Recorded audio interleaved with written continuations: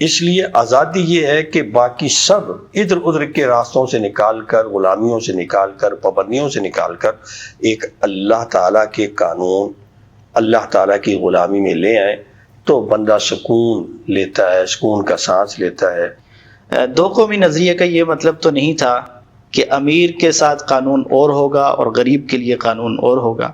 دو قومی نظریہ یہ پاکستان کی بنیاد ہے۔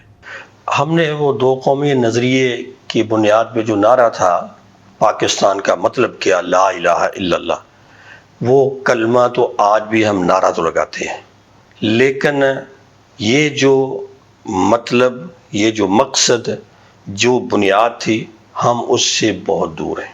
ہم اس موقع پہ آزادی کے جھنڈے، آزادی کے نعرے سب کوئی لگاتے ہیں، لیکن ہم آزاد نہیں ہیں۔ ہم دیکھتے ہیں کہ بعض لوگ یہ اعتراض کرتے ہوئے نظر آتے ہیں کہ تحریک آزادی میں علماء کا تو کوئی کردار ہی نہیں ہے۔